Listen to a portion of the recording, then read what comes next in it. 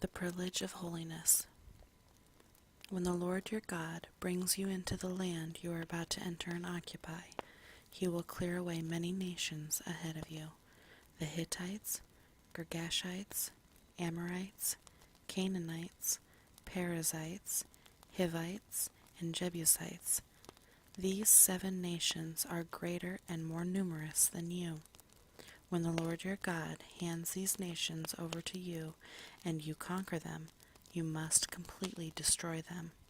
Make no treaties with them and show them no mercy. You must not intermarry with them. Do not let your daughters and sons marry their sons and daughters, for they will lead your children away from me to worship other gods. Then the anger of the Lord will burn against you, and he will quickly destroy you. This is what you must do. You must break down their pagan altars and shatter their sacred pillars.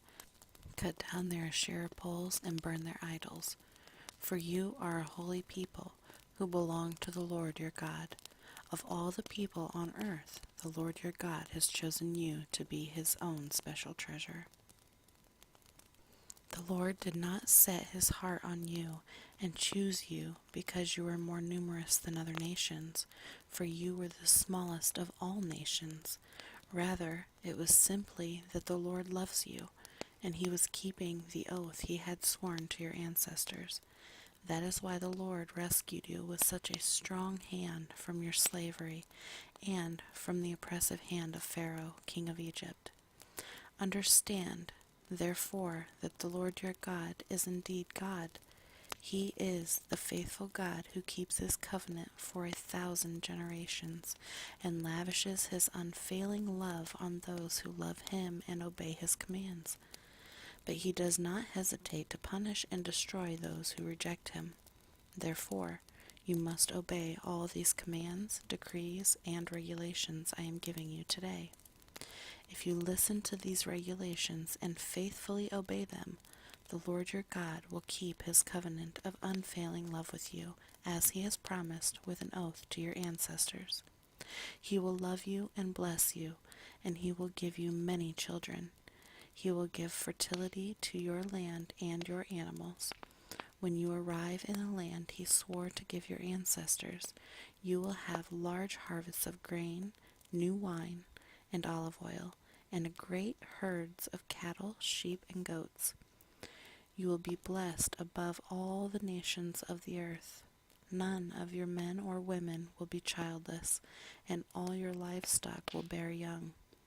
And the Lord will protect you from all sickness.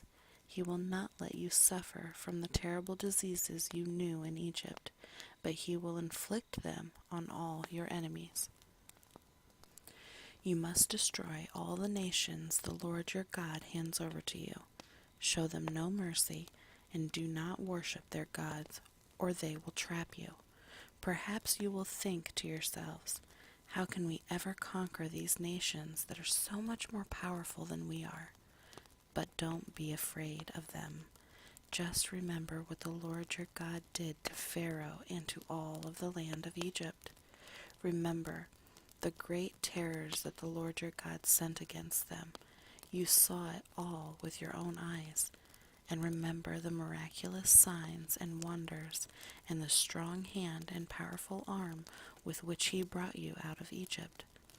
The Lord your God will use this same power against all the people you fear, and then the Lord your God will send terror to drive out the few survivors still hiding from you. No, do not be afraid of those nations, for the Lord your God is among you, and he is a great and awesome God. The Lord your God will drive those nations out ahead of you, little by little.